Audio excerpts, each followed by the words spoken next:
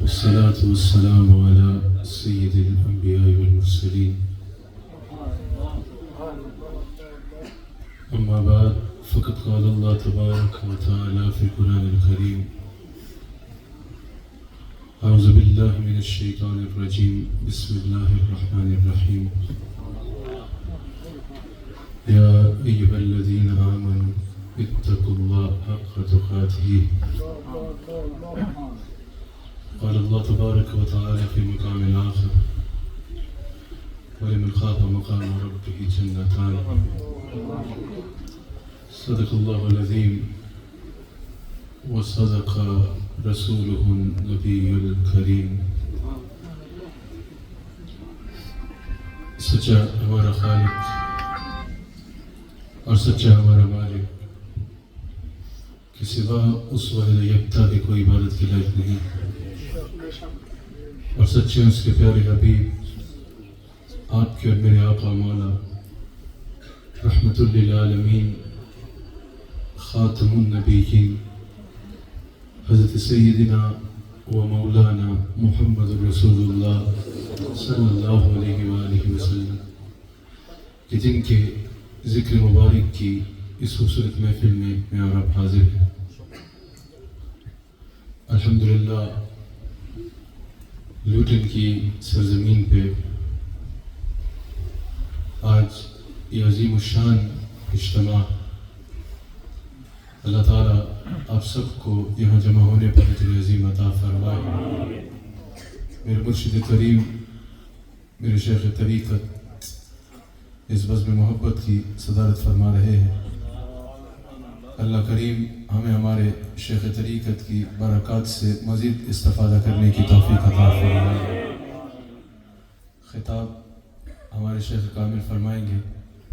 چند باتیں آپ سے کر کے میں اپنی گفتگو کو سمیٹ لوں گا.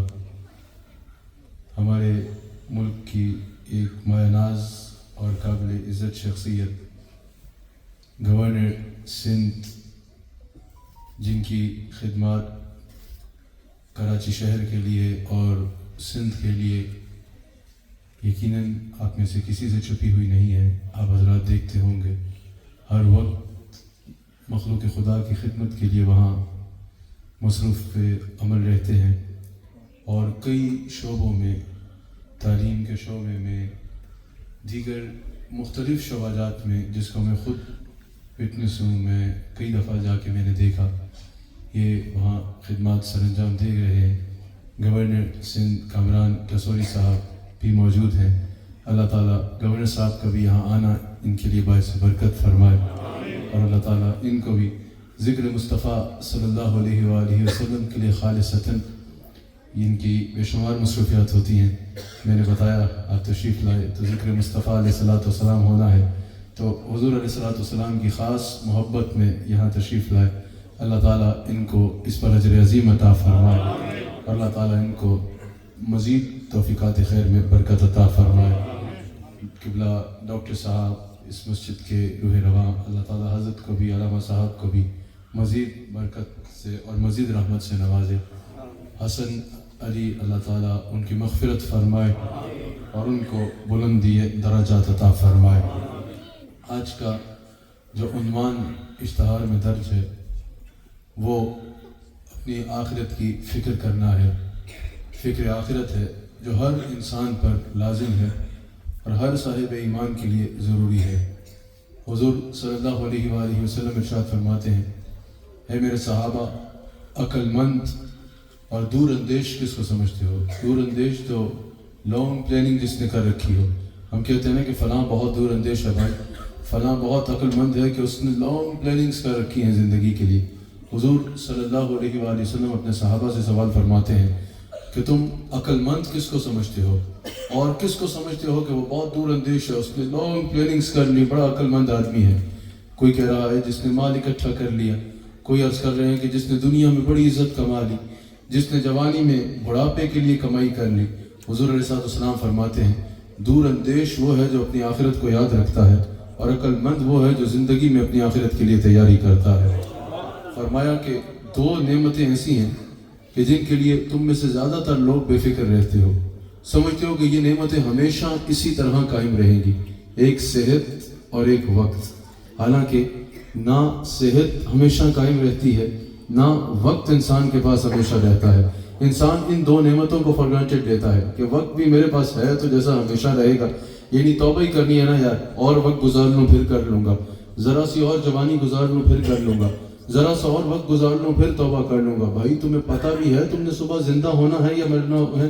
کیا نوجوان موتیں اپنے سامنے نہیں دیکھتے؟ کیا جوان لوگوں کو دنیا سے جاتے اپنے سامنے نہیں دیکھتے؟ دنیا کے معاملے میں وقت پہ یہ نہیں کہتے کہ دنیا پھر کما لوں گا، ابھی اللہ کو یاد کر لیتا ہوں. جب بھی اللہ کی رضا کا مسئلہ آئے تو پھر وقت کی امید آ جاتی ہے. کہا ایک تو وقت تم سمجھتے ہو کہ ہمیشہ رہے گا، اور ایک صحت سمجھتے ہو کہ ہمیشہ رہے گی. حضور فرماتے ہیں حالانکہ یہ دونوں چیزیں وقت کے ساتھ ساتھ جو وقت گزرتا جاتا ہے، انسان کے پاس وقت بھی ہمیشہ نہیں رہتا. انسان کو دنیا سے جانا ہے، وقت ختم ہو جانا ہے، اور صحت بھی ہمیشہ ویسے قائم نہیں رہتی. حضور علیہ السلام فرماتے ہیں کہ تمہیں چاہیے کہ اپنی صحت کے وقت میں اپنی بیماری کے لیے کچھ کر لو، اور اپنی زندگی کے وقت میں اپنی آخرت کے لیے کچھ کر لو. تو ہم سب کے لیے لازم ہے کہ اپنی آخرت کو یاد کریں اور اس کی تیاری کریں. اللہ تعالیٰ قرآن کریم میں ارشاد فرماتا ہے، یا ایھا الذین آمنوا، اے ایمان والو، اتقوا اللہ، اللہ سے ڈرو، حق تقاتہ، ایسے جیسے ڈرنے کا حق ہے. اللہ تعالیٰ اپنے سے ڈرنے کا حکم بھی فرما رہا ہے، اور پھر حکم اس طرح فرما رہا ہے کہ صرف اللہ سے ڈرنا نہیں بلکہ حق تقاتہ، اللہ سے ڈرو ایسے جیسے اللہ سے ڈرنے کا حق ہے. اب اللہ سے ڈرنے کا حق کیا ہے؟ اللہ سے ڈرنے کا حق کسے کہتے ہیں؟ اگر ابھی میں اس مجمع میں سوال کروں کہ ہاتھ اٹھا کے بتاؤ کون کون اللہ سے ڈرتا ہے، تو یقیناً میرے سمیت پورا مجمع ہاتھ اٹھائے گا. پورا مجمع ہاتھ اٹھا کے کہے گا کہ ہاں ہمارے سینے میں اللہ کا ڈر ہے، ہاں ہم اللہ سے ڈرنے والے ہیں. لیکن عمل اس کا ثبوت مانگے گا. اگر میں گناہ کرنے لگوں، آگے پیچھے دائیں بائیں لیفٹ رائٹ ہر طرف دیکھوں کہ کوئی انسان تو نہیں دیکھ رہا، اگر کوئی انسان دیکھ رہا ہو تو گناہ نہ کروں، کیونکہ لوگوں سے ڈر لگتا ہے. لوگوں میں نیک نامی بھی رکھنی ہے، لوگوں سے ڈر بھی رکھتا ہے، اس کے نتیجے سے بھی ڈر لگتا ہے. کوئی انسان دیکھ رہا ہو تو میں گناہ کرنے سے رک جاؤں کیونکہ لوگوں سے ڈرتا ہوں. اور اگر کوئی انسان نہ دیکھ رہا ہو تو یہ جاننے کے باوجود کہ اللہ ہر حال میں دیکھ رہا ہے، آگے بڑھ کے گناہ کر لوں، بے فکر ہو کے گناہ کر لوں. تو پھر مجھے اپنے آپ سے سوال کرنا چاہیے کہ اصل میں خوف لوگوں کا زیادہ ہے یا خوف اللہ کا زیادہ ہے؟ اگر اللہ کا خوف ہے اور انسان یہ جانتا ہے کہ اللہ ہر حال میں دیکھ رہا ہے، تو پھر انسان کے لیے لازم ہے اس چیز کا احساس کرے، انسان کے لیے لازم ہے اس چیز کا حیا کرے کہ اللہ دیکھ رہا ہے. ہر حال میں جب اللہ دیکھ رہا ہے تو ہر حال میں انسان کے لیے یہ لازم ہے اس چیز کو ذہن میں رکھے، اللہ دیکھ رہا ہے اور میں نے اپنے اللہ سے حیا کرتے ہوئے گناہ نہیں کرنا، گناہ سے رکنا ہے. آپ سمجھ رہے ہیں؟ عمل بتائے گا نا کہ انسان اللہ سے ڈرتا ہے یا نہیں ڈرتا. ہم سب کو اپنا ریئلٹی چیک لینا چاہیے کہ ہم لوگوں کے سامنے گناہ نہیں کرتے، یہ جانتے ہوئے کہ لوگ دیکھ رہے ہیں، گناہ سے رک جانتے ہیں، اور یہ جانتے ہوئے کہ اللہ ہر حال میں دیکھ رہا ہے، لوگ نہ دیکھ رہے ہوں تو گناہ کر لیتے ہیں. تو پھر حقیقتاً اپنے آپ کو بتانے کی ضرورت ہے کہ حقیقت میں اللہ کا خوف یہ ہے کہ جب انسان جانتا ہے کہ اللہ ہر حال میں دیکھ رہا ہے تو کسی صورت اللہ کی نافرمانی کرتا ہوا نظر نہ آئے، کسی صورت انسان اللہ کی بات کو نہ ٹالے. مشکات میں یہ حدیث موجود ہے، حضرت ابو ذر رضی اللہ تعالیٰ عنہ اس کے راوی ہیں. حضور علیہ السلام سے عرض کرتے ہیں، اوصنی یا رسول اللہ صلی اللہ علیہ وآلہ وسلم، یا رسول اللہ صلی اللہ علیہ وآلہ وسلم مجھے کوئی نصیحت فرما دیجئے، مجھے کوئی ایسی نصیحت فرمائے جو میرے لیے فائدہ مند ہو، مجھے کوئی نصیحت فرمائے. حضور علیہ السلام نے فرمایا کہ اپنے اوپر اللہ کے خوف کو لازم کر لو، تقوی کو اپنے اوپر لازم کر لو. ہر اچھائی کی بنیاد انسان کے لیے اللہ کا خوف بنتا ہے. ہر وقت اگر انسان کا اللہ کا خیال رہے گا، اللہ کا خوف رہے گا، تو یہ خوف ہر اچھائی کی بنیاد بن جائے گا. انسان نماز قضا کرے گا، نماز چھوڑ رہا ہوگا، اس کے ذہن میں ہوگا کہ اللہ دیکھ رہا ہے. انسان اگر برائی کر رہا ہوگا، گناہ کر رہا ہوگا، اس کے ذہن میں ہوگا کہ اللہ دیکھ رہا ہے، اور اللہ کا خوف دل میں ہوگا تو یہ خوف اس کو گناہ سے روکے گا. انسان اگر کسی کو تکلیف دے رہا ہے تب یہ ذہن میں ہوگا کہ اللہ دیکھ رہا ہے تو انسان کسی کو تکلیف نہیں دے گا. انسان اگر کسی کو دھوکہ دے رہا ہوگا، یہ ذہن میں ہوگا کہ اللہ دیکھ رہا ہے تو انسان دھوکہ دینے سے رک جائے گا. انسان اگر حرام مال کما رہا ہے، یہ ذہن میں ہوگا کہ اللہ دیکھ رہا ہے تو یہ خیال اس کو حرام کام کرنے سے روکے گا. اگر انسان کسی کو دکھ دے رہا ہے، کسی کے ساتھ برائی کر رہا ہے، کسی کو تکلیف دے رہا ہے، کسی کو پریشان کر رہا ہے، یا کوئی بھی برائی کر رہا ہے، بدکاری کر رہا ہے، زنا کی طرف جا رہا ہے، شراب پی رہا ہے، کسی گناہ کی طرف جا رہا ہے. جب یہ خیال ہوگا کہ اللہ دیکھ رہا ہے اور ہر حال میں دیکھ رہا ہے تو اور پھر اللہ کا خوف ہوگا تو یہ خیال اور یہ خوف اس کے لیے گناہ سے رکنے کا باعث بنے گا. اللہ اکبر. رسول اللہ صلی اللہ علیہ وآلہ وسلم کی سیرت طیبہ کو اگر دیکھیں, آج اگر ہم حضور علیہ السلام کی سیرت طیبہ کو اپنے لیے رول ماڈل بنائیں, جیسے اللہ کریم نے فرمایا لقد کان لکم فی رسول اللہ اسوۃ حسنہ, کہ ہم نے رسول اللہ صلی اللہ علیہ وآلہ وسلم کی زندگی کو تمہارے لیے رول ماڈل بنایا ہے. اگر رسول اللہ علیہ السلام کی زندگی حیات طیبہ سے رہنمائی لینا چاہیں, اگر ہم اپنا مال دیکھیں, اپنے حالات دیکھیں, اپنا حال دیکھیں, تو 2 نمازیں اگر کوئی پڑھ لیتا ہے, اگر 4 دن ہوئے ہیں اس کو 5 وقت کی نماز پڑھتے ہوئے, تو اس کو عبادت کا تکبر آنا شروع ہو جاتا ہے. او بھائی, صرف نماز پڑھنا کافی نہیں ہے, صرف روزہ رکھنا کافی نہیں ہے, صرف اعمال کرنا کافی نہیں ہے. وہ فائدے مند تب ہوں گے جب اللہ تعالیٰ کی بارگاہ میں قبول ہوں گے. تم نے نماز پڑھ لی, اچھا کام ہے. اب فائدے مند نماز تب بنے گی تمہارے لیے جب اللہ تعالیٰ اس کو قبول فرمائے گا. اللہ تعالیٰ تمہاری نماز قبول کرے گا جب تمہاری نماز کا تکبر آ جائے گا. نماز کے ذریعے تو عاجزی آنی تھی, نماز کے ذریعے تو انکساری آنی تھی, نماز کے ذریعے تو تمہارے اندر ہمبلنس آنی تھی, نماز کے ذریعے تو تمہارے دل سے تکبر کا بت ٹوٹنا تھا. اگر نماز پڑھ کے بھی تمہارے دل میں اور تکبر آ رہا ہے, اپنے آپ کو اوروں سے بہتر سمجھ رہے ہو, تمہارے پاس کوئی سرٹیفکیٹ ہے کہ اللہ تعالیٰ نے تمہاری نماز قبول کر لی ہے تو نماز میں اکڑ رہے ہو. اگر 2 راتیں تہجد پڑھ لی ہے تو اپنی گردن میں سریا لے کے بیٹھ گئے ہو مسجد کے اندر, اگر کسی کو 4 دن بعد مسجد میں دیکھا تو تکبرانہ لہجے میں اس کو پوچھ رہے ہو, مسجد میں آنے کی ہوش آ گئی, عبادت کا تکبر تم میں آ گیا ہے, تمہارے پاس کوئی سرٹیفکیٹ ہے کہ تمہاری عبادت اللہ قبول کر چکا ہے. اگر اللہ جھکنے کا موقع دے رہا ہے تو اللہ کے بندوں اس پہ اکڑو نہیں, اس پہ سر نہ اٹھاؤ کہ ہم مسجد میں آ رہے ہیں, بلکہ اس پر بھی اللہ کی بارگاہ میں شکر کرو کہ لوگ کہاں بھٹک رہے ہیں, اللہ تعالیٰ نے تمہیں سجدہ کرنے کی توفیق عطا فرمائی ہے. عبادت میں تکبر کر کے اپنا عمل ضائع کرتے ہو, عبادت میں تکبر کر کے کیے گئے سجدے ضائع کرتے ہو. عاجزی اختیار کرو, اللہ بے نیاز ہے, اللہ کے آگے کسی کا زور نہیں چلتا.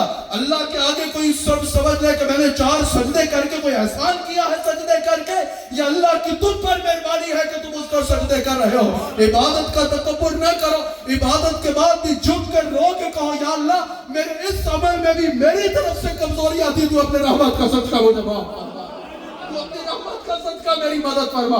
عاجزی لاؤ عبادت کے ساتھ, جب تمہاری عبادت میں عاجزی آئے گی, وہ عاجزی اللہ کو ان کی رحمت کو متوجہ کرنے کا باعث بنے گی. رات کو میں اپنے نوجوانوں کے ساتھ بیٹھا ہوا تھا یہاں لندن میں, اور ان سے بات کر رہا تھا. لوگ روزہ رکھتے ہیں, یہ مسئلہ تو پوچھتے ہیں کہ حضرت روزہ پانی سے ٹوٹتا ہے یا نہیں ٹوٹتا, روزہ انجیکشن سے ٹوٹتا ہے یا نہیں ٹوٹتا, روزہ فلاں چیز سے ٹوٹتا ہے یا نہیں ٹوٹتا. یہ سوال نہیں کرتے کہ حضرت جب روزے میں حرام چیزوں حلال چیزوں سے انسان رک جاتا ہے تو کیا حرام چیزوں سے رکنا ضروری نہیں ہے؟ اللہ تعالیٰ نے روزے کیوں فرض کیے ہیں؟ یا ایھا الذین آمنوا کتب علیکم الصیام کما کتب علی الذین من قبلکم لعلکم تتقون, تاکہ تم متقی ہو جاؤ. حضور فرماتے ہیں بعض روزے داروں کو روزہ ان کی بھوک اور پیاس کے سوا کچھ نہیں دیتا. اس حدیث کا مقصد کیا ہے؟ جس نے جھوٹ بولنا اور اس پر عمل کرنا نہیں چھوڑا, اس کو روزہ کیا دے رہا ہے؟ اللہ کو تمہارا بھوکا پیاسا رہنے کی حاجت نہیں ہے. رمضان آ رہا ہے, اللہ نے صرف تمہیں بھوکا پیاسا رکھنے کے لیے تم پہ روزہ فرض نہیں کیا. روزہ ایک پریکٹس کراتا ہے. جب اللہ کے لیے روزے میں حلال چیزوں سے رک سکتے ہو تو بغیر روزے کے حرام چیزوں سے کیوں نہیں رک سکتے؟ آپ سمجھ رہے ہیں یا نہیں سمجھ رہے؟ رمضان آ رہا ہے, آپ کو ایک پریکٹس کرانے کے لیے آ رہا ہے. رمضان میں جب کمرے میں بند ہوتے ہو تو چھپ کے پانی پیتے ہو؟ نہیں پیتے نا. چھپ کے کھانا کھاتے ہو؟ نہیں کھاتے نا. اگر کوئی پوچھے بھائی کوئی دیکھ نہیں رہا, چھپ کے پانی پی لو, آپ کہتے ہیں نہیں بھائی روزہ ٹوٹ جائے گا. کوئی بولے بھائی عجیب آدمی ہو, چھپ کے پینے سے کیسے ٹوٹے گا؟ آپ بتاؤ کہ بھائی جس کے لیے رکھا ہے نا وہ دیکھ رہا ہے, جس کے لیے روزہ رکھ رہا ہوں وہ دیکھ رہا ہے. تو بھائی جب پانی پینا دیکھ رہا ہے تو جھوٹ بولنا نہیں دیکھ رہا. جب پانی پینا دیکھ رہا ہے تو زنا کرنا نہیں دیکھ رہا. جب پانی پینا دیکھ رہا ہے تو دیگر نافرمانیاں نہیں دیکھ رہا. جس طرح روزے میں یہ خیال ہوتا ہے کچھ کھانا پینا نہیں ہے اللہ دیکھ رہا ہے, اس طرح رمضان پریکٹس کرا کے جاتا ہے بغیر روزے کے بھی خیال کرنا ہے اللہ کی نافرمانی نہیں کرنی, اللہ دیکھ رہا ہے.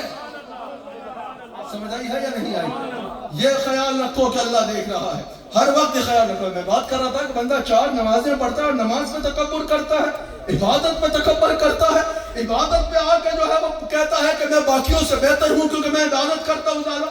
میں آپ سے پوچھتا ہوں شیطان کو کس چیز کا گھمنڈ تھا؟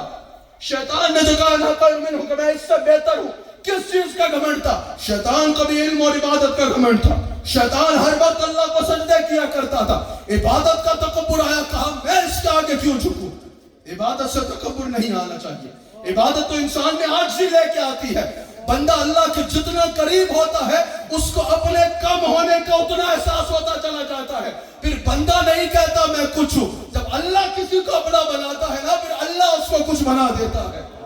ان الذین قالوا ربنا اللہ ثم استقاموا، جنہوں نے کہا میرا رب اللہ ہے اور اس پر قائم ہو گئے کہ میرا رب اللہ ہے، ہر حال میں اس پہ قائم ہو گئے کہ میرا رب اللہ ہے. حالات مشکل ہوئے، کہا میں نے اللہ کا دروازہ نہیں چھوڑنا، میرا رب اللہ ہے. گناہ کے مواقع ملے، کہا میں نے رب کو ناراض نہیں کرنا، میرا رب اللہ ہے. حرام کمانے کا موقع ملا، کہا میں نے لقمہ حرام نہیں کھانا، میرا رب اللہ ہے. اللہ کو ناراض کرنے کا موقع ملا، وقتی فائدہ نظر آیا، کہا میں نے رب کے دروازے کو نہیں چھوڑنا، میرا رب اللہ ہے. کسی کو تکلیف نہیں دی کہ میرے رب نے منع کیا، میرا رب اللہ ہے. ان الذین قالوا ربنا اللہ ثم استقاموا، جنہوں نے کہا میرا رب اللہ ہے اور اس پر کھڑے ہو گئے کہ ہمارا رب اللہ ہے. تتنزل علیہم الملائکہ، ان پر فرشتے اترتے ہیں. اللہ تخافوا ولا تحزنوا، اور کہتے ہیں کہ نہ تم پر خوف ہے اور نہ غمگین کیا جاؤ گے. وابشروا بالجنہ، اور جنت کی بشارت دیتے ہیں. ان کنتم توعدون، جس کا ان سے وعدہ کیا گیا ہے. اور پھر بڑا مزے کی بات ہے، کاش اس کی لذت اللہ تعالی ہمیں بھی محسوس کرنے کی توفیق عطا فرمائے. پھر اللہ فرماتا ہے نحن اولیاؤکم. ایک مقام پہ تو کہا نا الا ان اولیاء اللہ لا خوف علیہم ولا هم یحزنون، کہ یہ میرے ولی ہیں. اس مقام پہ اللہ کہتا ہے نحن اولیاؤکم فی الحیات الدنیا وفی الآخرہ. اللہ فرماتا ہے اب دنیا میں بھی اللہ تیرا دوست بن گیا ہے اور آخرت میں بھی اللہ تیرا دوست بن گیا ہے. اللہ اکبر. جب اللہ کسی کا دوست بن جاتا ہے تو تتنزل علیہم الملائکہ اللہ تخافوا ولا تحزنوا وابشروا بالجنہ التي کنتم توعدون. پھر اللہ تعالیٰ کے فرشتے اتر کے کہتے ہیں اب تجھے نہ خوف کرنا ہے نہ غم کرنا ہے. نحن اولیاؤکم فی الحیات الدنیا وفی الآخرہ. اللہ اکبر. پھر بندے کی اللہ سے دوستی ہو جاتی ہے، پھر بندے کا اللہ دوست بن جاتا ہے، اور اللہ اپنے دوستوں کا بڑا حیا کرتا ہے. اللہ تعالیٰ اپنے دوستوں کا بڑا حیا کرتا ہے. تم کہتے ہو نا یہ میرا جگر ہے، یہ میرا دل ہے، یہ میری جان ہے. بخاری میں حدیث موجود ہے، اللہ تعالیٰ فرماتا ہے جب کوئی میرا ہوتا ہے تو میں اس کی آنکھ بن جاتا ہوں. جب کوئی نفلی عبادت کے ذریعے میرا قرب آتا ہے تو میں اس کے کان بن جاتا ہوں. اللہ فرماتا ہے تمہارا کہنا تو صرف تمہاری بات ہوتی ہے نا. امام غزالی کہتے ہیں یہ دوستی کی وہ منزل ہے جس میں اللہ کہہ رہا ہے میں بندے کی آنکھ بن جاتا ہوں. بخاری کی حدیث ہے اللہ فرماتا ہے میں بندے کے کان بن جاتا ہوں. بخاری کی حدیث ہے اللہ فرماتا ہے میں اپنے دوست کا ہاتھ بن جاتا ہوں. اور یہ بھی بخاری کے الفاظ ہے اللہ فرماتا ہے میں اس کا پاؤں بن جاتا ہوں جس سے وہ چلتا ہے. نہیں سنا رہا، یہ بخاری میں موجود ہے. پروفیسر صاحب بیٹھے، قاری عبد القادر صاحب ماشاءاللہ بیٹھے، علماء یہاں جلوہ گر ہیں. یہاں پر امام فخر الدین رازی، یہاں پر امام غزالی کہتے ہیں کہ یہ تو اللہ فرما رہا ہے میں آنکھ بن جاتا ہوں. کہا پھر آنکھ بندے کی ہوتی ہے لیکن قوت بینائی اللہ کی طرف سے آتی ہے. جب اللہ فرماتا ہے میں کان بن جاتا ہوں، کان بندے کے ہوتے ہیں لیکن قوت سماعت اللہ کی طرف سے آتی ہے. کوئی لوٹن میں کہے یا خواجہ عبد الکریم میرے لیے دعا فرمائے، اللہ ان کو سناتا بھی ہے اور دعا کی توفیق بھی دیتا ہے. ہم یہ نہیں کہہ رہے کہ ہم ان سے مدد طلب کرتے ہیں من دون اللہ. ہم صوفیاء اولیاء کی مدد کے قائل ہیں لیکن باذن اللہ. ہمارا مقصد من دون اللہ کا عقیدہ نہیں ہے. ہمارا انبیاء کے متعلق عقیدہ ہو یا اولیاء کے متعلق عقیدہ ہو باذن اللہ ہے. من دون اللہ یعنی اللہ کی مدد کے بغیر، اور باذن اللہ اللہ کی مدد کے ساتھ اللہ ان کو سناتا ہے اور وہ اللہ کے حضور ہماری بھی دعا فرمایا کرتے ہیں. سمجھ آئی ہے؟ میں کہہ رہا تھا عبادت کا تکبر آتا ہے، سجدے کر کے گھمنڈ آ جاتا ہے. چار بندے تمہارے ہاتھ چوم لیں تو آپ پہ سوار ہو جاؤ. سمجھ آئی ہے؟ 4 دن نمازیں پڑھنا تو انتظار کرو فرشتوں کی ابھی تک کال نہیں آئی. سمجھ آئی ہے؟ دو تہجد پڑھ کے جو ہے انتظار کرو یار ابھی تک اینجلز آر ناٹ کمنگ. خدا کا خوف کرو. اینجل نے بیٹا ایک بار آنا ہے نا جب اسرائیل علیہ السلام نے, تو پھر مولا سانسوں کی رک جانی ہے, پھر وقت نہیں رہے گا کچھ کرنے کے لیے. آج سے اختیار کرو. اللہ کا بندہ کچھ کر کے یہ نہیں کہتا میں نے کیا, برائی ہو تو کہتا ہے یہ میری طرف سے ہے, اچھائی ہو تو کہتا ہے یہ اللہ کی طرف سے ہے. عبادت عاجزی نام کس طرف جا رہے ہیں؟ اگر کچھ اچھا ہو جائے تو کہا دیکھا اپنے بھائی کا کمال, دیکھا اپنے یار کا کمال, برا ہو جائے تو اللہ کی مرضی. سبحان اللہ. صدقے میں جاؤں اس رویہ تو او بھائی اچھائی اللہ کی طرف سے ہے, ہر خیر اللہ کی طرف سے ہے. ہر اچھا بتاؤ ہر اچھائی کس کی طرف سے ہے؟ ہر خیر کس کی طرف سے ہے؟ ہر برکت کس کی طرف سے ہے؟ ہر نعمت کس کی طرف سے ہے؟ کون ہے خالق حقیقی؟ کون ہے مالک حقیقی؟ کون ہے ہر عزت کا بادشاہ؟ اللہ. اللہ کے ہوتے تم کچھ ہو. خدا کا خوف کرو اگر تکبر آیا ہے دل میں تو. اللہ تعالیٰ فرماتا ہے کبریائی میری چادر ہے, اور جو اس میں مجھ سے جھگڑے گا میں اس کو شدید عذاب دوں گا. کبریائی اور تکبر جچتا ہے تو فقط اللہ کو جچتا ہے. فرمایا کیا ہو گیا ہے تمہیں؟ صبح شام ناپاکی اپنی اپنے ہاتھ سے صاف کرتے ہو اور پھر مقابلہ کرتے ہو زمین و آسمان کے بادشاہ سے.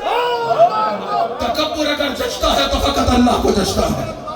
عزت کا لائق ہے تو اللہ ہے, اور خلقت میں اگر اس نے کسی کو عزتوں کا سب سے بڑا تاج ملایا ہے تو میرا نبی محمد رسول اللہ صلی اللہ علیہ وسلم. سمجھ آئی ہے؟ تم اللہ کا نام لو, اللہ تمہیں باقی کرے گا. سمجھ آئی ہے؟ جب محمد باقی اللہ اللہ کرتا ہے تو اس کو پھر باقی باللہ بنانے والا اللہ. تو اگر عبادت کرنی ہے تو عبادت سے کیا آنا چاہیے آپ کے اندر؟ عاجزی آنی چاہیے, انکساری آنی چاہیے. اگر کبھی یہ خیال آئے نا یار آج میں بہتیاں نمازاں پڑھیاں, آج میں بہتیاں ہفتہ ہو گیا میں تہجد نہیں چھڑیاں, یاد رکھنا یہ شیطان کی طرف سے. اگر شکر کی نیت سے آ رہا ہے تو سبحان اللہ, اور اگر تکبر کی نیت سے آ رہا ہے تو بولو استغفر اللہ. ہاتھ باندھ کے اللہ کے حضور گر جاؤ, کہا یا اللہ یہ تیرا شکر ہے کہ تو نے مجھے اپنے حضور جھکنے کی توفیق عطا فرمائی. اللہ اکبر. تو آج ہم 4 نمازیں پڑھ لیں تو ہمارے اندر تکبر آ جاتا ہے. سیرت نبی صلی اللہ علیہ وآلہ وسلم کو دیکھو, حضور علیہ السلام سے بڑھ کے کوئی اللہ کے قریب ہے؟ حضور علیہ السلام سے بڑھ کے کوئی اللہ کا قرب پانے والا ہے؟ ساری رات روتے, ساری رات اللہ کے حضور آہو بکا کرتے. ام المؤمنین صدیقہ بنت صدیق, میری ماں, مومنوں کی ماں سیدہ عائشہ صدیقہ سلام اللہ علیہ عرض کرتی ہیں یا رسول اللہ صلی اللہ علیہ وسلم آپ اتنا روتے ہیں اللہ کے حضور, آپ تو وہ ہیں جن کی وجہ سے اللہ نے اگلوں کے اور پچھلوں کے گناہ معاف کیے ہیں. حضور علیہ السلام نے فرمایا اے عائشہ اگر اللہ نے مجھے یہ قرب دیا ہے تو میں اللہ کا شکر گزار بندہ نہ بنوں؟ اللہ اکبر. سیدنا عمر بن خطاب رضی اللہ تعالیٰ عنہ, امیر المؤمنین سیدنا عمر رضی اللہ تعالیٰ عنہ جلوہ گر ہیں. ایک نوجوان اٹھتا ہے کہتا ہے عمر اللہ کا ڈرو, اللہ سے ڈرو, مرنا ہے. آج اگر کسی پیر صاحب کے سامنے کوئی کھڑا ہو کے کہہ دے اللہ سے ڈرو مرنا ہے, سمجھ آ رہی ہے, تو پیر صاحب نے اس کو کیا کرنا ہے, کیا کہنا ہے اس کے بارے میں؟ لیکن یہ سیدنا عمر بن خطاب ہے, سنتے ہیں اور رونا شروع کر دیتے ہیں. کہتے ہیں جوان میرا ایک کام کرے گا, روز دن میں ایک بار آ کے یہ کہہ جایا کر عمر اللہ سے ڈر, مرنا ہے اور اس کو منہ دکھانا ہے. آج ہم کہاں کھڑے ہیں؟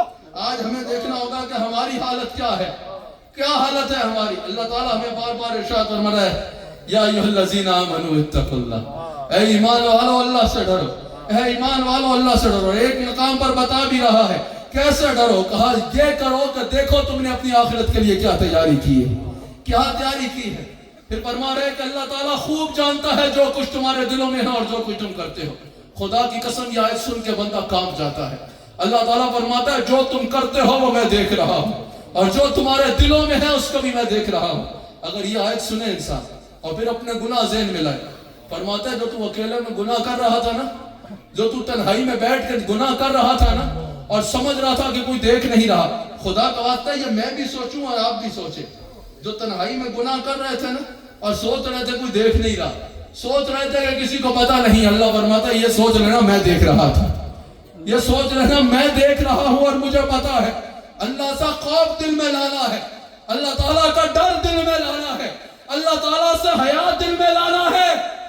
کبھی اللہ سے باتیں کرتے ہو, کبھی اللہ تعالیٰ کے آگے پیش ہوتے ہو, کبھی اللہ تعالیٰ کی نعمتیں یاد کرتے ہو, کبھی اللہ تعالیٰ کا شکر کرتے ہو, کبھی اللہ سے دوستی کی کوشش کرتے ہو, کبھی دل میں یہ خیال آتا ہے کہ میں نے رب کو ناراض تو نہیں کیا, کبھی دل میں یہ خیال آتا ہے ذرا اللہ سے کچھ باتیں کر کے اللہ کو مناؤں, کبھی دل میں یہ خیال آتا ہے میرا رب میرے لیے اتنا عطا فرماتا ہے, اتنا کرتا ہے, میں بھی اس کے حضور جا کے سجدہ ریز ہوں.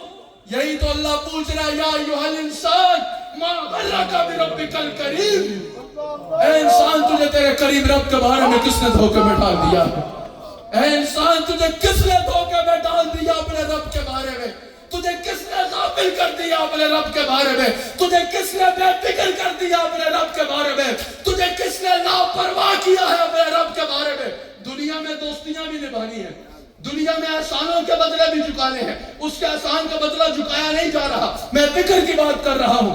دنیا میں ایک ایک بات کا خیال رکھنا ہے اور تعلق لے کے چلنا ہے. اللہ سے تعلق کی کوئی فکر نہیں ہے. او بھائیو, 4 دن کی زندگی ہے, اللہ سے تعلق بناؤ, اللہ سے تعلق قائم کرو.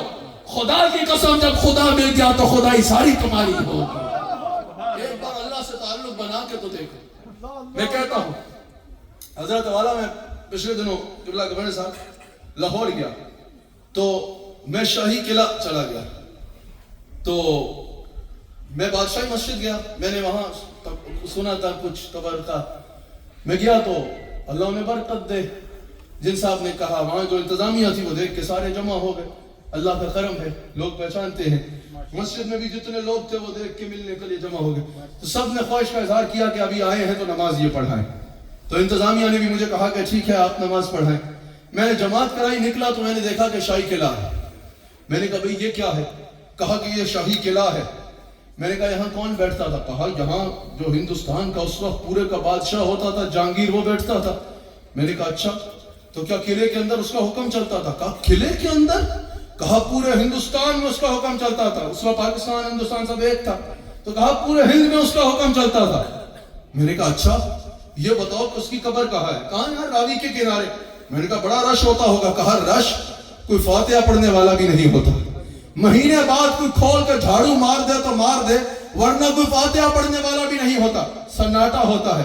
میں نے کہا پھر بادشاہی یہ تو نہیں ہے. میں نے کہا اتنے بڑے محل میں ہوتا تھا اور ہن کوئی فاتحہ پڑھنے والا بھی نہیں. مہینے بعد کسی اوقاف والے کا دل کرے تو کھول کے جھاڑو مار دے. میں نے کہا اسی کے محل کے تھوڑا سا آگے ایک چٹائی پہ علی حجویری بیٹھا کرتا تھا اور اللہ اللہ اللہ کیا کرتا تھا. نہ کوئی محل تھا, نہ کوئی دروازہ تھا, نہ کوئی پروٹوکول تھا, اکیلا مصلی پہ بیٹھتا تھا, اللہ اللہ کرتا تھا. آج بڑے سے بڑے بادشاہ داتا حجویری کی بارگاہ میں سلام معراج پیش کرتے ہیں. لڑنی ہے تو اللہ لا لے آؤ, دوستی کرنی ہے تو اللہ کے ساتھ کرو. وہ بڑا کریم ہے, وہ بڑا کریم ہے, وہ بڑی جلدی دوستی کرتا ہے. وہ ایسا دوست بناتا ہے, ایسا دوست بناتا ہے, ایسا یار بنا لیتا ہے کہ پھر اپنے بندے کو مرنے کے بعد بھی مرنے نہیں دیتا. اس کے ساتھ یاری لگا کے تو دیکھو, پتہ کیا کہتا ہے؟ فرماتا یا ایھا الذین آمنوا توبوا الی اللہ, توبوا الی اللہ توبۃ نصوحا. ایک بار سچی توبہ کرو تو صحیح. اب بندہ کہے نا یار لوٹن میں تقریر تو سن رہا ہوں, تقریر کرنے والا سوچے یا سننے والا سوچے, میرے جیسا گناہگار اگر اللہ کے پاس گیا تو اللہ سلوک کیا کرے گا؟ کیا مجھ سے دوستی کرے گا؟ اتنا بڑا بادشاہ میرے جیسے نو ون نتھنگ کے ساتھ دوستی کرے گا؟ اللہ تعالیٰ فرماتا ہے نبئ عبادی انی انا الغفور الرحیم. میرے حبیب اگر کوئی جاننا چاہے نا کہ میری عادت کیسی ہے, میں کروں گا کیا, میرے حبیب بتا دے, میں بخشنے والا ہوں اور معاف کرنے والا ہوں. پھر اس کی شان کریمی کے حوصلے دیکھے, گناہگار یہ کہہ دے کہ گناہگار ہوں میں. اللہ سے دوستی کرو, اللہ سے تعلق بناؤ, نماز پڑھا کرو, اور تھوڑا سا وقت رات کی تنہائیوں میں, جب رات گہری ہو جائے نا, آپ کے ہاں جب رات گہری ہو, سردی اپنے لپیٹے مار رہی ہو, لوگ گرم بستروں کے شکار ہوئے ہو, اس وقت اٹھا کر اور تھوڑی دیر کونے میں بیٹھ کے اللہ سے باتیں کیا کر. اللہ تعالیٰ فرماتا ہے کہ جب کوئی بندہ مجھے ایک بار لبیک یا رب، ایک بار یا ربی کہتا ہے نا، میں 10 مرتبہ لبیک یا عبدی کہتا ہوں. کبھی اللہ سے دوستی کرنے کی کوشش کرو، اس دوستی کا مزہ دیکھو کہ یہ دوستی تمہیں مزہ کیسا دیتی ہے. میں بس بات کو اختتام کی طرف لے کے جاتا ہوں. اللہ تعالیٰ فرماتا ہے مجھ سے ڈرو ایسے جیسے ڈرنے کا حق ہے. کیسے ڈرنا ہے؟ جیسے ڈرنے کا حق ہے. اب اس سے ڈرنے کا حق کیا ہے؟ کہ اس کا حیا کیا جائے. ہم بڑے سے بڑا گناہ کرتے ہیں اور کہتے ہیں توبہ توبہ توبہ، ہنستے ہنستے توبہ کرتے ہیں، سمجھتے ہیں توبہ کے سارے تقاضے پورے کر لیے. داتا یجیری فرماتے ہیں اتنا سستا سودا نہیں ہے. کشف المعجوب میں امام الاولیاء سیدنا داتا علی حجویری رضی اللہ تعالیٰ عنہ فرماتے ہیں، علی حجویری رحمۃ اللہ تعالیٰ علیہ فرماتے ہیں، حضرت داتا صاحب رحمۃ اللہ تعالیٰ علیہ فرماتے ہیں کہ توبہ کے لیے 4 چیزوں کا ہونا ضروری ہے. آخرت کی فکر ہے نا، تو سب سے پہلے ضروری توبہ ہے. کا سب سے پہلے ندامت ضروری ہے. جس گناہ سے توبہ کر رہے ہو شرمندگی ضروری ہے. شرمندگی سے اللہ کی بارگاہ میں حاضر ہو کے اس سے معافی مانگو. کہا دوسرا جو ہے وہ دوبارہ اس گناہ کی طرف نہ جانے کا پکا وعدہ ضروری ہے اللہ سے، اور دل سے، خالی زبان سے نہیں، وہ تو دلوں کو بھی دیکھتا ہے. تیسرا کہا کہ اس گناہ کے مقابلے میں نیکی کرنا ضروری ہے. چوتھا کہا کہ بار بار پھر اپنے گناہوں کو یاد کر کے اللہ سے معافی مانگتے رہنا ضروری ہے. جو اس انداز میں توبہ کرتا ہے اللہ تعالیٰ کی رحمت اس کو سینے سے لگا لیتی ہے. یار اللہ سے تعلق قائم کرو. ہم مسجد آتے ہیں نا، مسجد میں بھی نماز پڑھ رہے ہوتے ہیں، اللہ اکبر، حالت کیا ہوتی ہے؟ بسم اللہ الرحمن الرحیم. امام صاحب تلاوت کر رہے ہوتے ہیں، ہوں جا کے جرا ہے ٹیک اوے بند کرنا ہے، ٹیکسی بھی روز 2 آتا ہوں اور لا لواں صحیح کر کے کما لواں، ٹیک اوے بھی سنڈے نائٹ ہے آج تو بڑا کمانا ہے، اور پھر جو ہے ویکیشن بھی پلان کر لیتے تھے. اللہ او بھائی خدا کا خوف کرو. اللہ سے تعلق بنانا ہے تو یہ مذاق کرتے ہو. صوفیاء اور اولیاء سے پوچھو کہ اللہ کے محبت کا تقاضے کیا ہے. سیدنا امام اعظم نعمان بن ثابت، امام ابو حنیفہ رضی اللہ تعالیٰ عنہ جب مسجد میں آتے آپ کا جسم کانپنا شروع ہو جاتا، چہرہ زرد ہو جاتا، زار و قطار رونا شروع ہو جاتے. لوگ پوچھتے حضرت کیا ہوا؟ کہا دیکھا نہیں کہ کس بارگاہ میں پیش ہونے جا رہا ہوں، کس کو منہ دکھانے جا رہا ہوں، کس کی بارگاہ میں جا رہا ہوں. اللہ اکبر. اللہ سے خوف کا حق یہ ہے بھائی کہ جب انسان اللہ کی بارگاہ میں حاضر ہو تو پھر اللہ سے ڈرے. بس میں 10 منٹ سے پہلے اپنی بات کو سمیٹ لوں گا. بڑے غور سے میری بات کو سنی. تجھے تھکتے نہیں رہے کیونکہ آپ کو اشعار سننے کا شوق تو نہیں، بات سمجھ آ رہی ہے. اللہ اکبر. خدا کا واسطہ ہے یہ مزہ ہے، ان باتوں کا مزہ لے کے دیکھو ایک بار. اللہ تعالیٰ مجھے بھی اپنی محبت کی حلاوت عطا کرے اور آپ کو بھی اللہ اپنی محبت کی حلاوت عطا کرے. اللہ مال سب کو دیتا ہے، اللہ تعالیٰ دولت سب کو دیتا ہے، لیکن اپنی معرفت اور اپنی سمجھ کسی کسی کو دیتا ہے. یہ محبت کی لذت کسی کسی کو آتی ہے. سمجھ آئی ہے؟ مال ہونا جو ہے وہ اللہ کے راضی یا ناراض ہونے کی دلیل نہیں ہے. دولت ہونا اللہ کے راضی یا راضی ہونے کی دلیل نہیں ہے. اللہ کی محبت کا مزہ اور دین کی سمجھ ہونا اس بات کی دلیل ہے کہ اللہ راضی ہو چکا ہے. جب ایک نماز پڑھ کے دوسری نماز کا انتظار رہنا تو سمجھو پچھلی نماز قبول ہو گئی ہے. صوفیاء سے کسی نے پوچھا حضرت کیسے پتا چلے گا کہ نماز قبول ہوئی ہے یا نہیں ہوئی؟ کہا جب ایک نماز کے بعد دوسری انتظار کے لیے دل بچنے لائے، یار کب وقت ہوگا میں پھر اللہ کے حضور سجدہ کرنے جاؤں گا، سمجھو پچھلی نماز اللہ قبول کر چکا. اللہ اکبر. اللہ اکبر. حضور علیہ السلام ارشاد فرماتے ہیں، ترمذی میں حدیث موجود ہے، حضور فرماتے ہیں جہاں بھی ہو اللہ سے ڈرو اور گناہ کے مقابلے میں نیکی کرو. یہ بڑی خوبصورت، ہر حدیث خوبصورت ہے اور یہ حدیث بھی اپنی مثال آپ ہے. حضور فرما رہے ہیں جہاں بھی ہو اللہ سے ڈرو. صرف یہ نہیں کہ لوگوں میں ہو تو بڑے متقی بن جاؤ، جیسے اکیلے میں ہو سارا تقویٰ اتر جائے.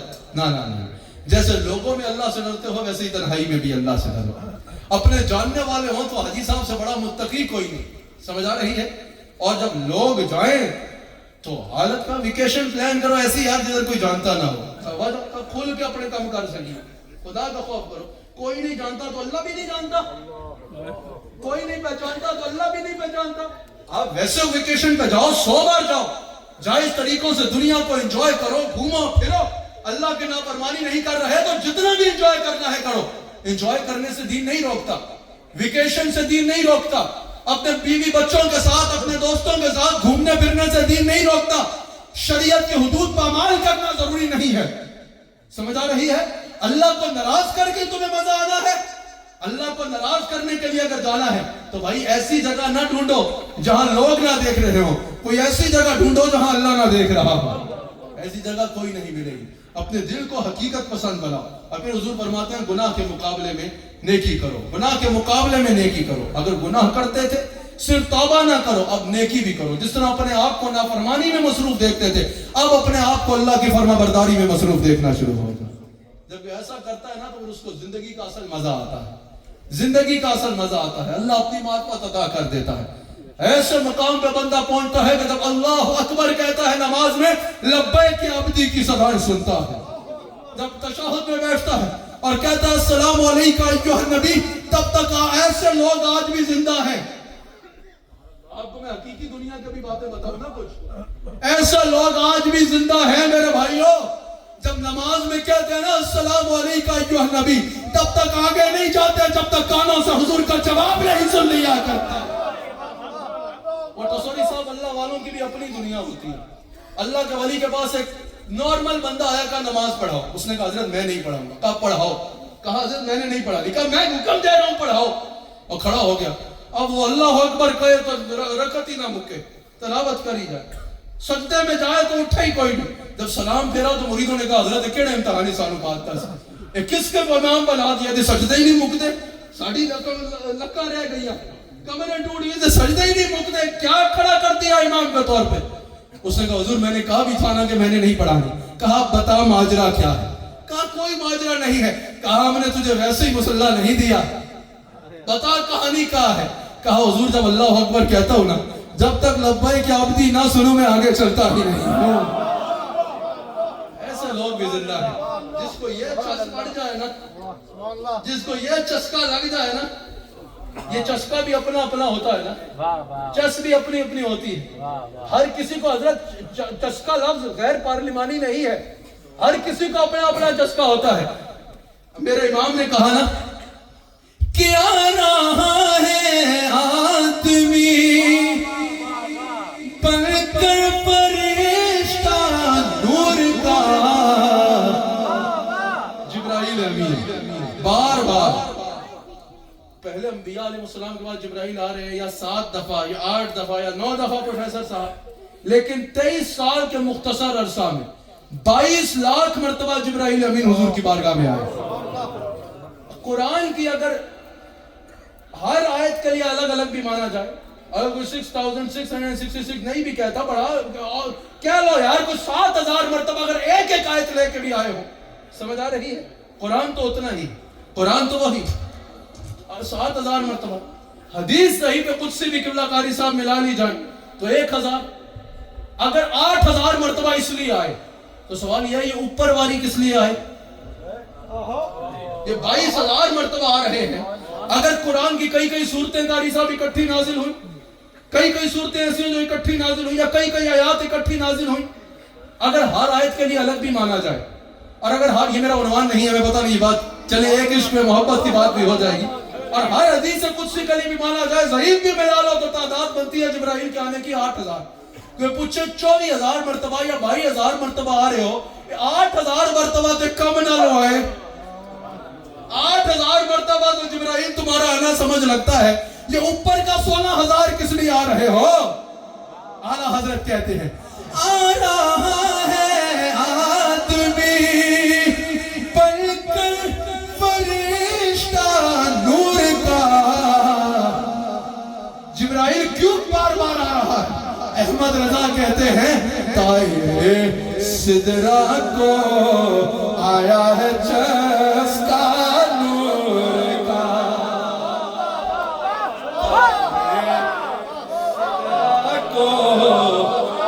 آیا ہے چسکا نور کا. میں نے جو وقت ذہن میں رکھا تو وہ ختم ہو گیا. تھوڑا سا اور آگے چل, آخری بات سے پہلے 2 شعر اور پڑھ دوں. یا رسول اللہ میں کہتا بادشاہ, یا رسول اللہ میں کہتا بادشاہ. کون کون حضور کا گدا ہے ہاتھ اٹھا. انگلش میں یہ سوال کیسے ہوگا. Who is the beggar of Rasulullah صلی اللہ علیہ وسلم. Yes, اسکاٹ لینڈ والے اب تک انگریزی ایسی نہیں سیکھ رہے, سمجھ آ رہی ہے؟ ہاں ایسی انگریزی بولتے ہیں کہ انگریزی بھی سوچ رہی ہوتی ہے کہ F-16 پہ بٹھا دیا مجھے, سمجھ آ رہی ہے؟ آدھے لفظ کھا رہے ہوتے ہیں, آدھے چبا رہے ہوتے ہیں, دو تین سمجھ آ رہے. I love Scotland people, سمجھ آ رہی ہے؟ اس کا مطلب یہ نہیں میں تو آپ کو خوش کر رہا, سمجھ آ رہی ہے؟ کون کون حضور کا مانگتا ہے؟ آئے ہائے ہائے, یا رسول اللہ میں کرتا بادشاہ پردے پہ آیا نور کا, نور دل دونا تیرا دے ڈال صدقہ نور کا.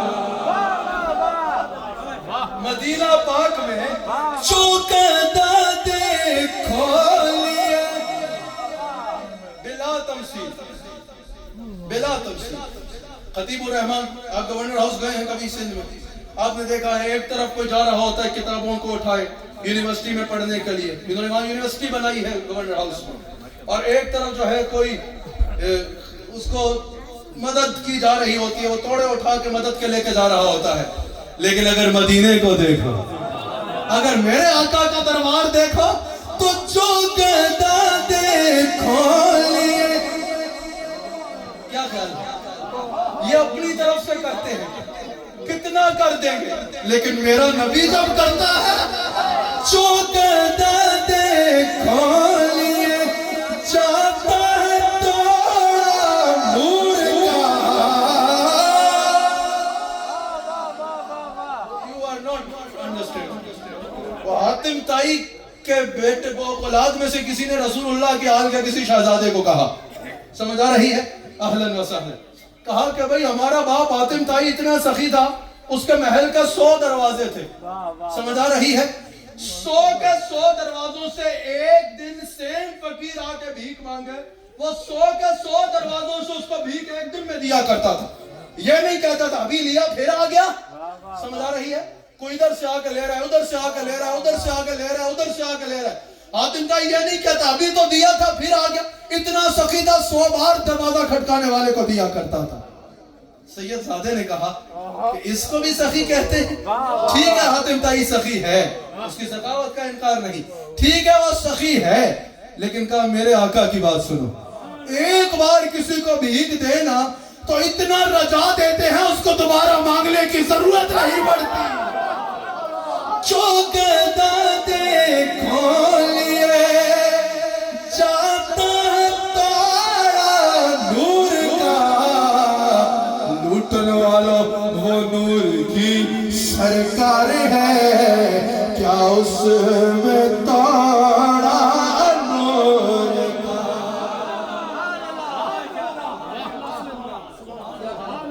نور کی سرکار ہے,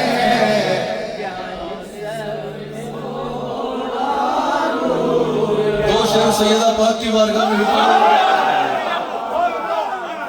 حضرت سیدہ زہرا کا تعارف اعلیٰ حضرت کرا رہے ہیں.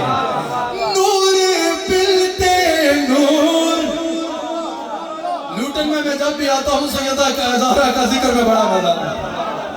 نور پلتے نور, زوج نور, او میں نور نور, خود بھی نور, نور کی بیٹی, نور کی ماں, نور کی زوجہ, نور کی کلیز. لہنا کہتے ہیں رشتے کو. نور پلتے نور, زوج نور, ام نور نور, نور مطلق کی کلیز. اللہ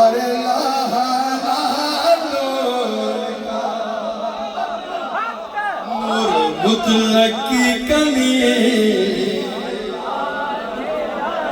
لا الہ نور کا. تیری نسل پاک میں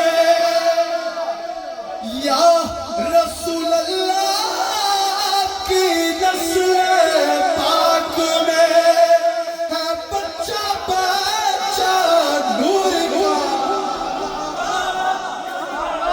بے اجازت لکھے گھر میں جبرائیل آتے نہیں، قدر والے جانتے ہیں قدر و شان ان کی پاکی کا خدا پاک کرتا ہے بیاں، لوٹن والوں آیا ہے تطہیر سے ظاہر ہے شان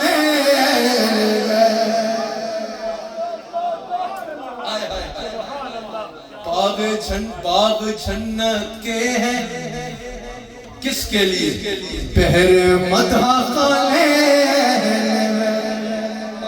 تم کو مجدہ نعرے کا دشمنانے تیری نصر پاک میں یا رسول اللہ کی نصر پاک میں ہے بچہ بچہ نور کا، لوٹن والا یار ہاتھ اٹھا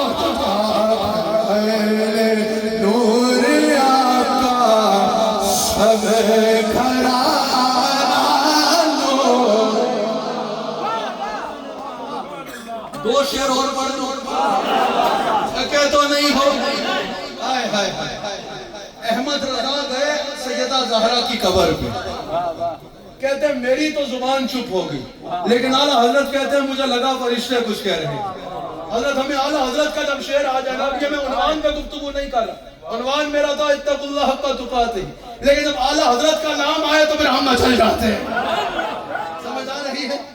اعلیٰ حضرت بتاتے ہیں اللہ کا بھی ذکر کرنا ہے تو مصطفیٰ کا ذکر ذات کرنا ہوگا۔ وہی رب ہے جس نے تجھ کو ہمتن کرم بنایا، ہمیں بھیک مانگنے کو تیرا آستہ بتا، تجھے حمد ہے خدایا، تجھے حمد ہے۔ سمجھ آ رہی ہے؟ دو شعر سے اعلیٰ حضرت کہتے ہیں میں جب سیدہ پاک کی بارگاہ میں گیا تو میری تو زبان ہو گئی ساتھ، مجھ کو کیا معرض کا لیکن فرشتے نے کہا کہ شہزادی در پہ حاضر ہے یہ منگتا نور کا۔ گورنر صاحب فدہ یہ سیدہ زہرا کی کنیز تھی، سیدہ زہرا کی خادمہ تھی۔ کیا تھی؟ خادمہ۔ بادشاہوں سے مانگا جائے تو یہی کہا جاتا ہے نا، اپنے فلاں بندے کو کہیں ہمیں دے دے، کہ اپنے نوکر کو بولے ہمیں دے دے۔ یا سیدہ کہہ دو فدہ یا فاطمہ، کہہ دو فدہ دے دے سونے کانے والا نور کا۔ میں تو حضرت دل کرتا ہے اپنی دستار اتار کے سیدہ زہرا کے دروازے پہ پھیلوں اور کہوں اپنے بچوں کا تصدق یا سیدہ، اپنے بچوں کا تصدق دے دو صدقہ نور کا، اپنے بچوں کا تصدق۔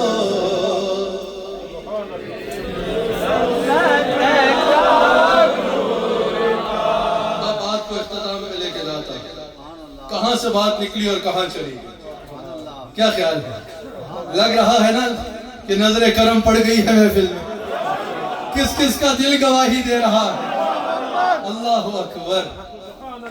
رسول اللہ علیہ السلام کے غلام، میرے آقا علیہ السلام کے امتیوں، سب سے زیادہ ضروری یہ ہے، یہ ساری باتیں اپنی جگہ، لیکن عشق رسول کا سب سے اہم تقاضا وہی ہے جس سے میں آپ سے پہلے کلام کر رہا تھا، یہ اشعار پڑھنے سے پہلے، اتقوا اللہ حق تقاتہ، اللہ سے ڈرو ایسے جیسے ڈرنے کا حق ہے۔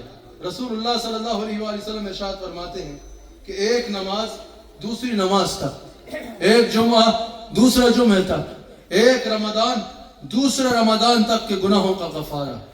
ہم سب کو چاہیے کہ اللہ تعالیٰ سے ڈریں جیسے ڈرنے کا حق ہے، اور وہ اعمال کریں جو حضور علیہ السلام نے کرنے کو کہا۔ صرف اس بار یہ بات کہ اتقوا اللہ بار بار میں نے کہا، تقوی کہتے کس کو؟ حضرت عمر بن خطاب رضی اللہ تعالیٰ درہ منصور میں موجود ہے. حضرت عمر بن خطاب رضی اللہ تعالیٰ عنہ امیر المؤمنین حضرت ابی بن کعب سے پوچھتے ہیں کہ بتاؤ تقویٰ کسے کہتے ہیں؟ حضرت ابی بن کعب نے کہا کہ حضور امیر المؤمنین میں نے یہی سوال رسول اللہ سے خود کیا تھا صلی اللہ علیہ وآلہ وسلم سے. تو حضور نے مجھ سے پوچھا کہ ابی بن کعب کبھی تم کانٹوں والی جھاڑیوں سے گزرے ہو؟ کہا بالکل یا رسول اللہ. حضور نے فرمایا کہ کیسے گزرتے ہو؟ کہا یا رسول اللہ کوشش ہوتی ہے کہ کوئی کانٹا میرے لباس کو نہ پھاڑے، کوشش ہوتی ہے کوئی کانٹا میرے گناہ کو میرے جسم کو نہ چبھے. تو حضور نے فرمایا اسی طرح جب مومن دنیا سے گزرتا ہے تو گناہوں سے بچ کے گزرتا ہے. یعنی حضور علیہ السلام نے کانٹوں کی مثال گناہ کے مواقعوں کو دی. جس طرح کانٹوں والی جھاڑیوں سے، بشز کہتے ہیں نا جھاڑیوں کو، ان سے گزرتے ہوئے لوگ کوشش کرتے ہیں نا کہ کانٹا نہ چبھ جائے، اسی طرح حضور علیہ السلام فرماتے ہیں دنیا سے صاحب تقویٰ وہ ہے جو گزرتے ہوئے خیال کرتا ہے کہ مجھ سے اللہ ناراض نہ ہو جائے، مجھ سے کوئی گناہ نہ ہو جائے، کسی صورت میں اللہ کو ناراض نہ کر دے. حضور علیہ السلام کے صحابی حضرت احنف بن قیس رضی اللہ تعالیٰ عنہ راوی ہے، یہ تابعی ہیں اور یہ بیان فرماتے ہیں کہ حضرت عمر رضی اللہ تعالیٰ عنہ کی خدمت میں تھے. حضرت عمر بن خطاب رضی اللہ تعالیٰ عنہ کی خدمت میں بیٹھے تھے اور کہا کہ کیا میں تمہیں، اور سوال کیا کہ بتاؤ بندہ جو ہے وہ آخرت کو کیسے پہچانے، آخرت کی فکر کیسے کرے، آخرت کی فکر کس کو کہتے ہیں اور آخرت کہتے کس کو ہے؟ تو حضور علیہ السلام کی حدیث سنائی، جس حدیث کو مسلم میں بھی، امام مسلم نے بھی نقل کیا. حضور علیہ السلام ارشاد فرماتے ہیں، 2-3 منٹ مجھے آپ کے اور چاہیے. حضور علیہ السلام ارشاد فرماتے ہیں کہ دنیا، اللہ کی قسم باخدا، دنیا اور آخرت کی مثال ایسے ہے. فکر آخرت آپ نے عنوان رکھا ہے. حضور فرماتے ہیں کہ دنیا اور آخرت کی مثال ایسے ہے کہ ایک سمندر ہے وہ آخرت ہے، اور کوئی بندہ سمندر کے کنارے کھڑے ہو کے پانی میں انگلی ڈالے اور انگلی کو نکالے. حضور فرماتے ہیں کہ جو چند قطرے ہاتھوں پہ انگلی پہ لگیں گے نا وہ دنیا کی مثال ہے، اور جو آگے سارا سمندر ہوگا وہ مثال آخرت کی ہے. اللہ اکبر. اب آپ خود بتائیے، اگر آپ سے کوئی کہے کہ ایک دن جو ہے وہ 5 اسٹار ہوٹل میں رک جائیں، اس کے بدلے میں 1 سال جو ہے آپ نے گرم صحرا میں رہنا ہے، تو کیا آپ یہ سودا کریں گے؟ آپ بولیں گے 5 اسٹار ہوٹل لو اور بھاگو، میں نے جو ہے 1 رات 5 اسٹار میں گزار کے 1 سال گرم ریت پہ رہوں، میرا دماغ خراب ہے. تو بھائی یہی کر رہے ہو. اگر اللہ کی ناراضگی میں زندگی گزار رہے ہو تو پھر یہی فیصلہ کر رہے ہو. میرے نبی سیدنا محمد رسول اللہ صلی اللہ علیہ وآلہ وسلم فرماتے ہیں اللہ تعالیٰ 2 فکریں اور 2 خوشیاں کسی پر اکٹھی نہیں کرے گا. یعنی اگر کوئی دنیا میں اس بات میں فکر مند رہے کہ اللہ مجھ سے ناراض نہ ہو جائے، تو حضور فرماتے ہیں پھر اللہ کی یہ شان نہیں کہ اللہ آخرت میں بھی اس کو فکر مند کرے. سمجھ رہے یا نہیں؟ اگر کوئی زندگی اس پریشانی میں گزار دیتا ہے کہ یار میرے سے اللہ ناراض نہ ہو جائے، تو حضور فرماتے ہیں پھر اللہ قیامت کے دن اس کو پریشان نہیں کرے گا، خوش کرے گا. اور حضور فرماتے ہیں جو دنیا اس فکر کے بغیر گزار دے کہ اللہ راضی ہے یا نہیں ہے، پھر دنیا جس طرح اس نے بے فکری میں گزاری اس کی آخرت ویسے بے فکری والی نہیں ہوگی. ہمیں چاہیے کہ اللہ کو راضی کریں، ہمیں چاہیے کہ اس 4 دن کی زندگی میں اللہ کو راضی کر کے اٹھے. اس 4 دن کی زندگی جو ہے وہ اللہ کو ناراض کر کے نہ گزارے. آخری حدیث حضرت ابو ذر رضی اللہ تعالیٰ عنہ راوی ہے، حضور صلی اللہ علیہ وآلہ وسلم کا دربار اقدس ہے. بھائی جن لوگوں نے حضور علیہ السلام کی سیرت طیبہ کو پڑھا نا، پھر حضور علیہ السلام کی بات پر توجہ دی. حضور ایک جگہ سے گزر رہے ہیں، میں کی بات کو میں نے کہا 2 منٹ میں سمیٹنا ہے، اس حدیث کو نہیں بیان کرتا، زیادہ وقت لگ جائے گا. دیکھتے ہیں کہ لوگ ٹھٹے مار مار کے ہنس رہے ہیں، لوگ جس طرح ہنستے ہیں اس مجلس کے بارے میں یہ نہیں کہتا، اللہ کی بارگاہ میں توبہ کرتا ہوں. حضور علیہ السلام ایک جگہ سے گزرے، میں نے کہا ٹھٹے مار مار کے ہنستے، میں کیونکہ یہاں کی مثال دینا چاہ رہا تھا. حضور ایک جگہ سے گزرے تو لوگ بلند آواز میں ہنس رہے تھے، اونچی آواز میں ہنس رہے تھے. تو آقا علیہ السلام نے ان کو مخاطب کیا اور فرمایا کہ اپنی مجلس میں لذتوں کو ختم کر دینے والی چیز کو یاد کیا کرو. عرض کیا یا رسول اللہ وہ کیا ہے؟ حضور نے فرمایا موت.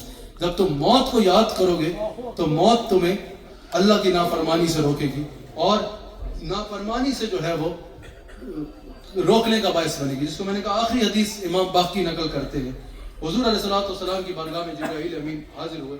حضور علیہ السلام نے فرمایا کہ جبرائیل تمہاری ہر وقت آنکھ نم کیوں رہتی ہے؟ ہر وقت روتے کیوں رہے؟ ہر وقت تمہاری آنکھ نم کیوں ہوتی ہے؟ کہا یا رسول اللہ صلی اللہ علیہ وسلم اس وقت سے میری آنکھ نم رہتی ہے جب سے اللہ تعالیٰ نے دوزخ کو بنایا نا، اور میں نے دوزخ کو دیکھا، اس دن سے اللہ کے خوف سے میری آنکھ نم رہتی ہے. اب آپ دیکھیے کہ فرشتے معصوم عن الخطا ہے، فرشتے معصوم ہیں.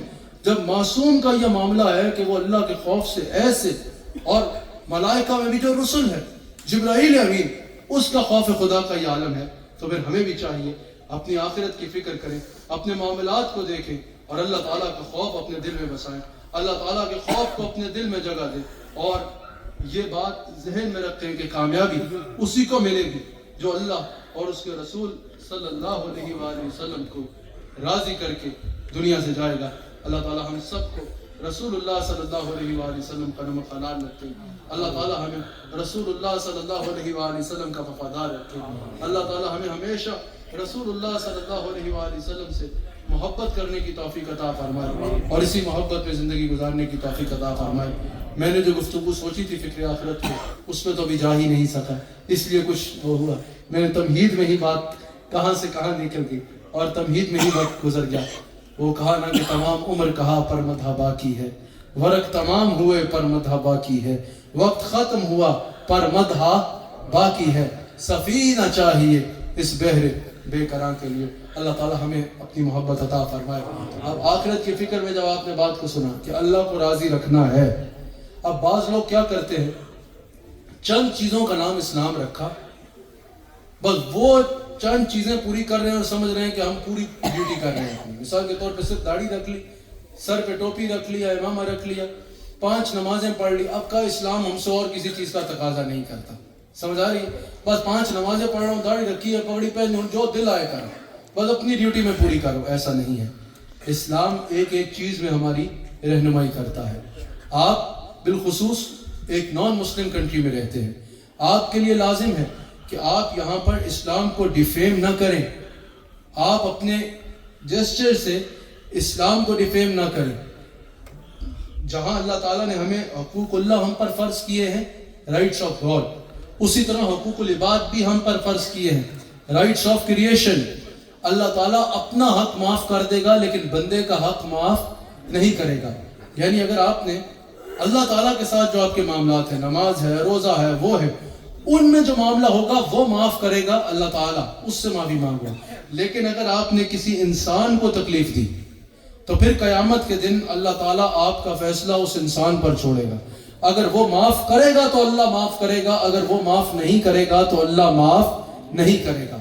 आपके लिए ज़रूरी है। मैं देख रहा हूँ माशाअल्लाह इस मजमे में भी बड़ा मजमा है माशाअल्लाह, लूटन की ये बड़ी मस्जिद माशाअल्लाह बिल्कुल भरी हुई है और अक्सरियत जहाँ पर जो है वो नौजवानों की बैठी हुई है। याद रखना नौजवानों, इस बात को जहन में रखना कि अल्लाह ताला को राज़ी करना है हमने। अगर आप लोगों को तकलीफ देंगे तो अल्लाह को राज़ी नहीं कर सकते, अगर आप लोगों के लिए परेशानी का बायस बनेंगे तो अल्लाह को राज़ी नहीं कर सकते। इस कंट्री में जब आपने रहना है, ये नॉन मुस्लिम कंट्री है, नॉन मुस्लिम्स के साथ भी अपना रवैया अच्छा रखना है, नॉन मुस्लिम्स के साथ भी अपना जेस्चर अच्छा रखना है, नॉन मुस्लिम्स के साथ भी आपने अच्छे जेस्चर के साथ पेश आना है और अपने रवैये से, अपने जेस्चर से साबित करना है कि इस्लाम ने हमें कितनी अच्छी वैल्यूज सिखाई है, इस्लाम ने हमें कितना अच्छा करैक्टर सिखाया है। रसूलुल्लाह सल्लल्लाहु अलैहि वसल्लम की जो दुनिया में रहमत है, जो दुनिया की रहमत है, वो सिर्फ मुसलमानों के लिए नहीं है। दुनिया में हुजूर अलैहिस्सलातु वस्सलाम हर इंसान के लिए रहमत बन के आए। दुनिया में हुजूर सल्लल्लाहु अलैहि वसल्लम की रहमत जो है वो हर इंसान के लिए है, तो मुसलमान को भी हर इंसान के लिए पीसफुल बन के रहना चाहिए। समझ आई है? हर इंसान को आपने अच्छे अंदाज से पेश होना है। कोई आपको ये देख के ना कहे कि देखो मुसलमान तो ड्रग्स में होते हैं, कभी मुसलमान नौजवान ड्रग्स की तरफ ना जाना, किसी सूरत ड्रग्स की तरफ ना जाना। कोई ये ना कहे देखो मुसलमान ड्रग्स में इन्वॉल्व होते हैं, ना ना ना। पता हो कि मुसलमान कभी ड्रग्स की तरफ जा ही नहीं सकता, कभी भी मुसलमान किसी बुरे काम की तरफ ना जाए कि किसी को ये कहने का मौका मिले कि देखो मुसलमान है और कैसे काम कर रहा है। अपना रवैया इतना अच्छा रखो, अपना जेस्चर इतना अच्छा रखो, अपना कैरेक्टर इतना अच्छा रखो कि हर कोई तुम्हें देखने वाला ये कहे कि मुसलमान अच्छे जेस्चर वाला होता है, मुसलमान अच्छे रवैये वाला होता है, मुसलमान एक अच्छा पीसफुल सिटीजन होता है और मुसलमान की वजह से कभी किसी को कोई तकलीफ नहीं होती। मेरे गुफ्तगू के बाद, मेरे शेख कामिल की गुफ्तगू से पहले हमारे मुअज़्ज़िज़ मेहमान गवर्नर सिंध जनाब कामरान तसोरी साहब आपसे गुफ्तगू फरमाएंगे। याद रखिएगा, जैसे पाकिस्तान आपकी कंट्री है, इंग्लैंड भी आपकी कंट्री है। انگلینڈ بھی آپ کی کنٹری